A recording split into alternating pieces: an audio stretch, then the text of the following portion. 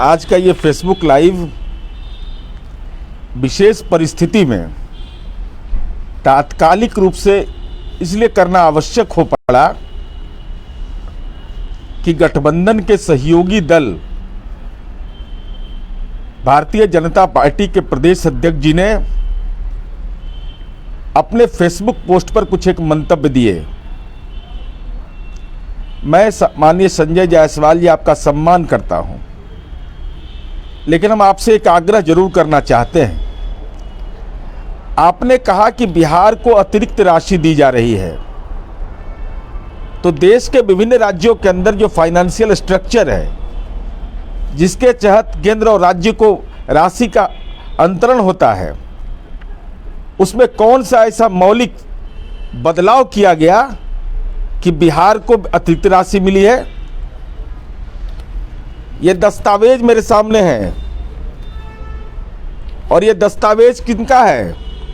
Bharatiya Janata party के विधायक दल के नेता माननीय तारकिशोर प्रसाद जी ने 2022-23 के बजट के पूर्व जो विभिन्न राज्यों के वित्त मंत्रियों के साथ जो बैठक होती है, जिसमें फाइनेंस सेक्रेटरी भी रहते हैं, वह बैठक में उन्होंने बिहार का प्रतिनिधित्व किया सामूहिक रूप से, और उन्होंने यह स्पष्ट रूप से कॉलम 2 में यह कहते हैं कि 2018-19 के पश्चात केंद्रीय करों में अधिक हिस्सा जो था, जो ज़्यादा मिल रहा था 15-16 से 18-19 के बाद, उसमें कमी ह्रास हुआ है, निरंतर ह्रास हुआ है।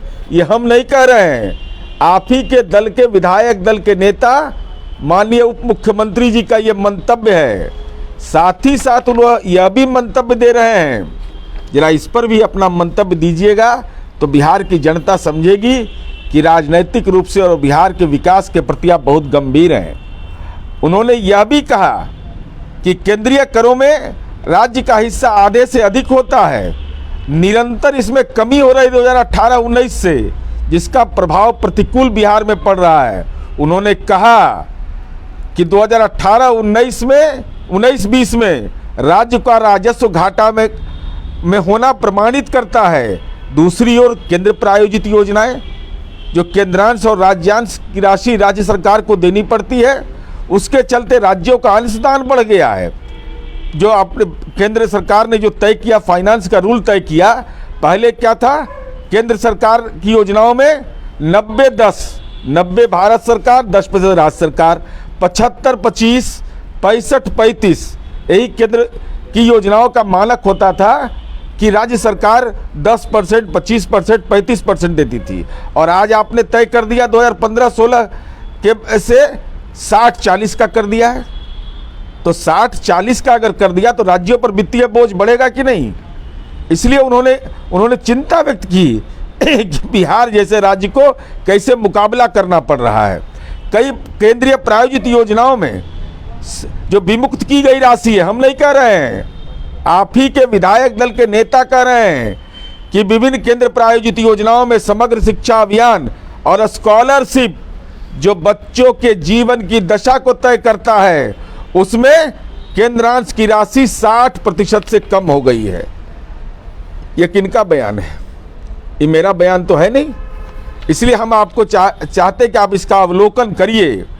उसके बावजूद उन्होंने कहा कि बिहार सरकार लगातार कई वर्षों से राज्य की निरंतर उच्च आर्थिक वृद्धि दर्ज करने में सफल रही है।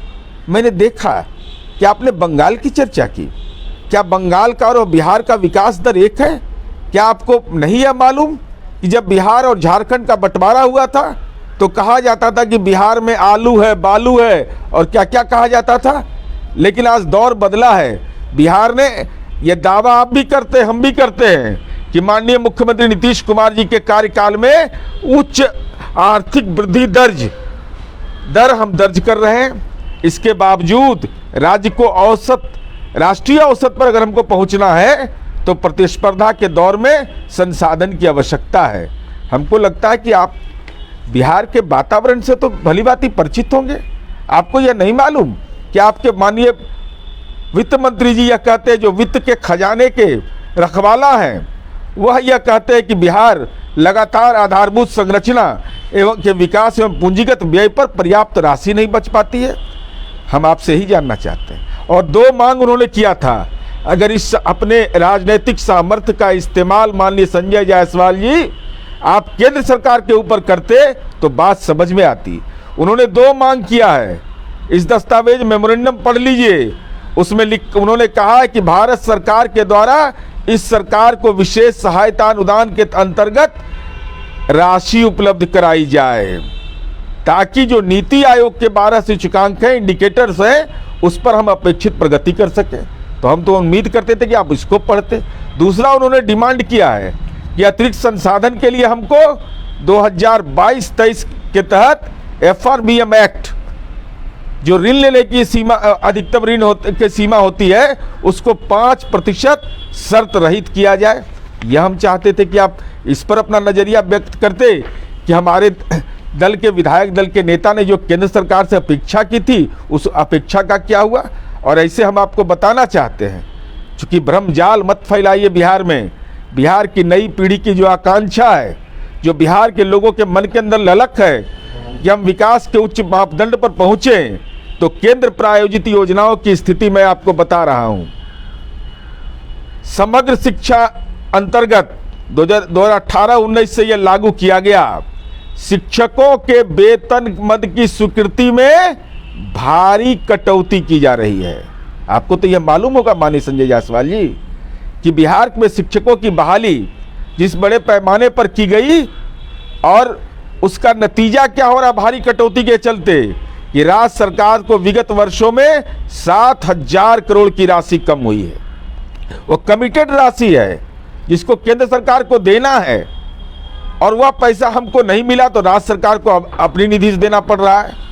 साथ ही साथ उन्होंने यह मंतव्य दिया है कि भारत सरकार द्वारा शिक्षकों का वेतन 15 से 25,000 रुपया की दर से प्रति माह निर्धारित की गई है, जबकि माननीय मुख्यमंत्री नीतीश कुमार जी ने अपने कार्यकाल में औसतन 30,000 रुपया प्रति माह के दर से भुगतान किया जाता है। क्या शिक्षा संविधान के समवर्ती सूची में नहीं है? क्या केंद्र और राज्य दोनों की जिम्मेवारी नहीं बनती है माननीय संजय जायसवाल जी? हम आपसे जानना चाहते हैं।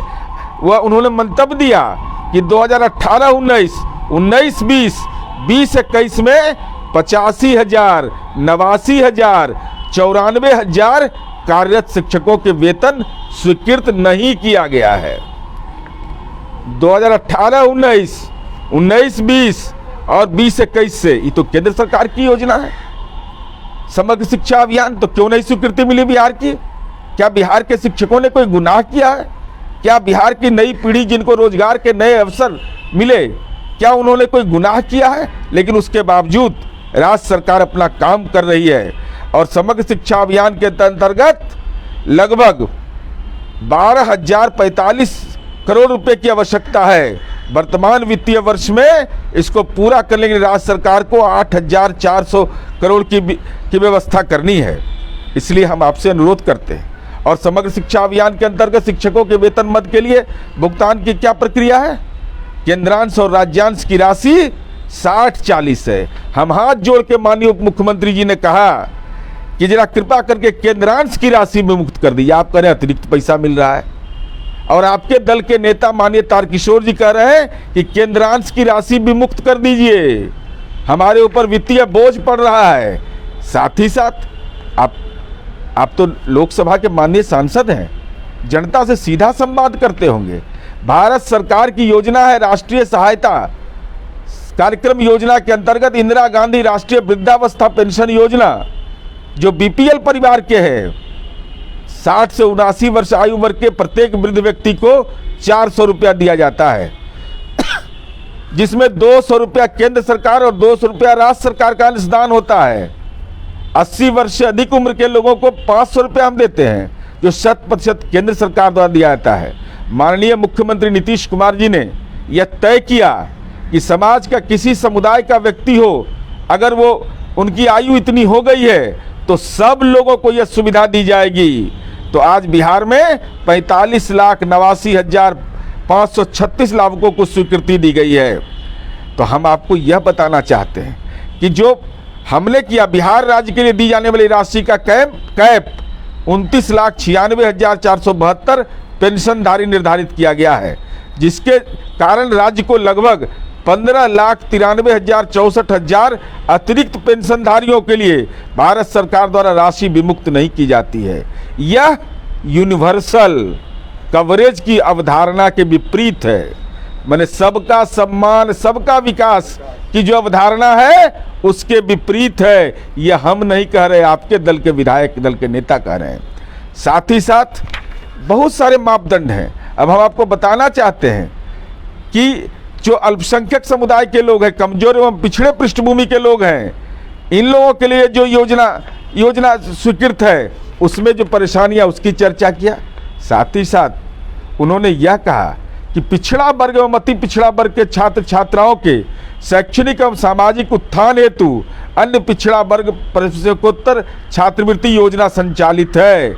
यह 100% केंद्र योजना है और उन्होंने कहा कि इसमें छात्र छात्राओं की संख्या अधिक है और भारत सरकार से काफ़ी कम राशि प्राप्त हो रही है। ये हम नहीं कह रहे हैं, वही कह रहे हैं। और उन्होंने अपनी परेशानी का जिक्र किया है। उन्होंने कहा कि जो अनुसूचित जाति जनजाति के लोग हैं, जो अत्याचार निवारण अधिनियम 1989 है, उसके तहत 50-50 का है जो अनुपात उसमें तय है, वह राशि भुगतान किया था, मुआवजा के रूप में भुगतान किया जाता है। इसमें भी कठिनाई होती है, वह समय पर ससमय केंद्र सरकार नहीं देती है। जो अनुसूचित जनजाति अत्याचार निवारण अधिनियम 1989 और नागरिक संरक्षण अधिनियम 1955 के तहत क्रियान्वित योजनाएं हैं। आपने कैसे कह दिया कि केंद्र सरकार अतिरिक्त राशि दे रही है? मैं तो आपके ही दल के नेता के द्वारा जो मुद्दे उठाए गए, मैं उनकी प्रशंसा करता हूं, आभार व्यक्त करता हूं माननीय उप मुख्यमंत्री तारकिशोर प्रसाद जी के प्रति कि उन्होंने मुद्दों को गंभीरता से उठा करके राज्य हित में इसकी चिंता की। और साथ ही साथ विभिन्न मद हैं। विश्वविद्यालय अनुदान आयोग जो 7वां वेतन के सिफारिश लागू कर दिया, उन्होंने कहा कि 50% 383.50 करोड़ रुपया अभी शीघ्र विमुक्त किया जाए, ये अनुरोध करें। शिक्षकों को वेतन देने के लिए पैसा, तो ये तो हमारा हक है, हम तो अपने वित्तीय हक को मांग रहे हैं और आप कह रहे हैं कि अतिरिक्त पैसा दिया गया है। और साथ ही साथ उन्होंने निवेदन किया केंद्र सरकार से कि राज्य सरकार द्वारा वार्षिक बजट बनाते समय ही केंद्र प्रायोजित योजनाएं केंद्रीय प्रक्षेत्र स्कीम के लिए बजट उपबंध किया जाता है। भारत सरकार द्वारा विभिन्न केंद्रीय प्रायोजित योजनाओं स्कीम के लिए राज्यवार बजट का उपबंध नहीं किया गया है। फलस्वरूप राज्य इस बात से अनभिज्ञ रहते हैं कि केंद्रांश के विरुद्ध मैचिंग राज्यांश की राशि क्या होगी, राशि कब विमुक्त होगी। केंद्र प्रायोजित योजना है, बजट का उपबंध हो गया, लेकिन राज्य को यह नहीं मालूम रहता है कि हमको कितना राशि देना है मैचिंग ग्रांट, यह नहीं मालूम रहता है कि यह राशि हमको कब मिलेगी। तो उन्होंने निवेदन किया आदरणीय वित्त मंत्री जी से कि वित्त मंत्रालय केंद्र प्रायोजित योजनाओं के लिए राज्यवार बजट प्रावधान निर्धारित करे। इस व्यवस्था को लागू होने से राज्य सरकार को प्रत्येक मंत्रालय विभाग से बजट उपबंधित राशि की जानकारी वित्तीय वर्ष के प्रथम तिमाही में ही ज्ञात हो सकेगी। मैंने शुरू में ही हमको जानकारी हो जाएगा राज्य को कि हमको इतना पैसा देना है, तो राज्य सरकार उस दिशा में व्यवस्था करेगी। और साथ ही साथ उन्होंने बहुत सारे मुद्दों की चर्चा की। आप यह भी कहते हैं बार बार कि भाई राज्य सरकार ने जो पैसा हमको मिला है, आपको स्मरण नहीं है संजय जायसवाल जी? तो अगर आपके कोई शुभचिंतक होंगे तो हम अनुरोध करेंगे कि पत्रांक दिनांक लिख लीजिए, सारी चीज़ें स्पष्ट हो जाएंगी। माननीय तत्कालीन वित्त मंत्री माननीय अरुण जेटली जी, जिनका पूरा बिहार सम्मान करता है, 28 अगस्त 2015 और 18 सितंबर 2015 को माननीय मुख्यमंत्री नीतीश कुमार जी को पत्र लिखकर विशेष पैकेज के बारे में अवगत कराया। और ये पैकेज जो स्पेशल पैकेज है, उसमें पहले से प्रस्तावित और वर्तमान में चल रही परियोजनाओं के लिए आवंटित राशि के योग के बारे में, और उन्होंने यह कहा कि कौन कौन सी योजनाएं पहले से चल रही हैं जिसमें राशि दिया गया है। तो ये राज्य का हक है, ये राज्य का हक है। अगर हमको और जो विभिन्न मद में पैसे दिए गए वो राष्ट्रीय उच्च पथ के मद में सेतु निर्माण, आप कहते हैं फ्लाईओवर बनाने से विकास होता है। फ्लाईओवर बनाने से, पथ निर्माण मंत्री तो आपके दल के हैं, क्या उनके योग्यता पर आप संदेह कर रहे हैं कि उनको अपने विभाग का कार्य रूप बनाने की क्षमता का अभाव है? आप जो भी कह रहे हैं, हम तो आप उच्च शिक्षा के बारे में बताया कि आपने ग्रामीण विकास के बारे में आपने देखा होगा ना कि प्रधानमंत्री आवास योजना में बिहार ने शानदार उपलब्धि हासिल की, इसका श्रेय भी आप लेते हैं। आप विभिन्न मानकों पर आप देख लीजिए बिहार ने जो काम किया है। अरे विभिन्न मापदंड हैं और मंत्री परिषद की सामूहिक जिम्मेवारी होती है माननीय संजय जायसवाल जी। और जैसे आप बिहार में विकास माननीय मुख्यमंत्री नीतीश कुमार जी के कार्यकाल में हुआ, प्राकृतिक चुनौतियों से जूझते हुए एक ही संकल्प लिया था कि हम बिहार के लिए काम करेंगे।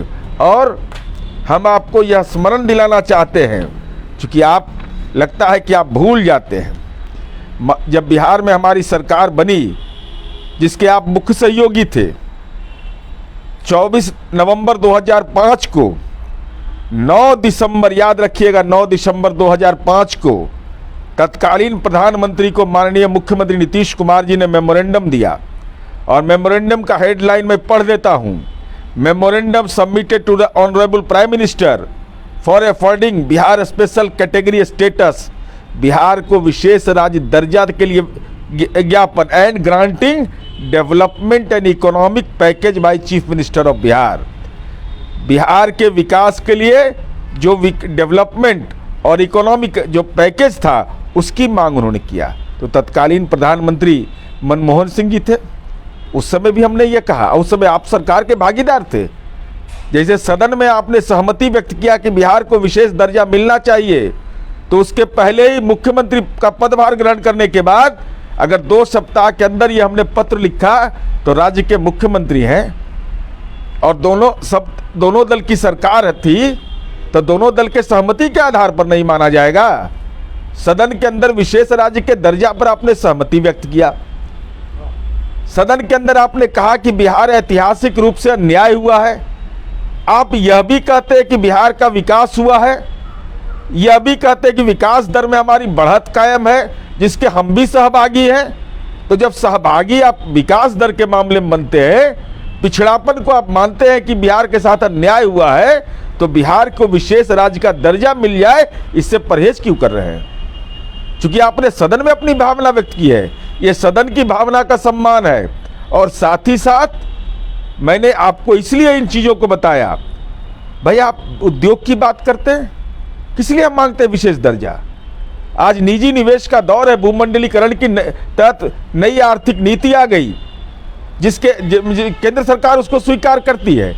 राज्य की सीमित भूमिका है, लेकिन उसके बावजूद भाई निजी निवेशक आएगा, इसीलिए तो हम मांग कर रहे हैं कि हमको स्पेशल स्टेटस का दर्जा हमको मिलना चाहिए। हमारे यहाँ मिट्टी है, हमारे नौजवान मेहनती हैं, हमको ये हक हमको मिलना चाहिए। और ये हक कोई खैरात नहीं देगा हमारे साथ जो अन्याय हुआ है, उस अन्याय का अगर प्रतिकार करना है तो हमको अपना डेवलपमेंट चाहिए। और डेवलपमेंट का मानक हमारा है स्पेशल स्टेटस, और यह स्पेशल स्टेटस बिहार की जनता का हक है। इसलिए हम आपसे अनुरोध करेंगे कि विशेष राज्य का दर्जा राज्य की जनता की आकांक्षा के अनुरूप माननीय मुख्यमंत्री नीतीश कुमार जी की दीर्घकालिक सोच, और आप तो उसके गवाह हैं। वही चंपारण का इलाका है ना, जहाँ फिरौती के लिए अपहरण होता था, जहाँ से आप माननीय सांसद हैं। उस जो राष्ट्रपिता महात्मा गांधी का चंपारण था, वह फिरौती के लिए अपहरण का चंपारण बन गया था। आज वहाँ चनपटिया मॉडल की चर्चा हो रही है। चनपटिया में जो हमारे कोविड के काल में जो हमारे श्रमिक आए, और आज वहाँ पर व्यवसाय जो हो रहा है, तो भूटान, नेपाल, कश्मीर और दूसरे राज्यों में वहाँ के उत्पाद बाजार में जा रहे हैं। यह उपलब्धि आपने नहीं देखा कि हमारे श्रमिकों के प्रति दर्द नहीं है कि देश के विभिन्न राज्यों में वो काम कर रहे हैं। अगर विशेष राज्य का दर्जा मिल जाएगा तो दूसरे राज्यों के विकास दर में उनका योगदान है। और अपनी मातृभूमि पर अगर आकर के चंपारण मॉडल, उन्होंने चनपटिया मॉडल खड़ा कर दिया, तो आप भरोसा करिए माननीय संजय जायसवाल जी, और अपने राजनीतिक प्रभाव का इस्तेमाल करिए, दिल्ली पर इस्तेमाल करिए उसका, और कहिए कि हमारे यहाँ तो जो श्रमिकों ने चनपटिया मॉडल बनाकर दिखा दिया, अगर बिहार को विशेष राज्य का दर्जा मिल जाएगा तो बिहार का कोना कोना चनपटिया मॉडल के रूप में जाना जाएगा। इसलिए विशेष दर्जा पर सम्मान का भाव, सियासत का भाव नहीं। और अपने दल के जो आपके नेतागण हैं, जिन्होंने केंद्रीय वित्त मंत्री को अपना ज्ञापन दिया है, उस भावना से अवगत होकर के अपनी टिप्पणी करिएगा तो बेहतर होगा। हमारा संकल्प है, चाहे एनडीए हो या यूपीए हो, चाहे कोई भी सरकार हो, हम पहले बिहारी हैं और बिहारियों को विशेष राज्य का दर्जा का हक मिलना चाहिए। वह हमारी मांग है, वह लड़ाई हम अनवरत जारी रखेंगे।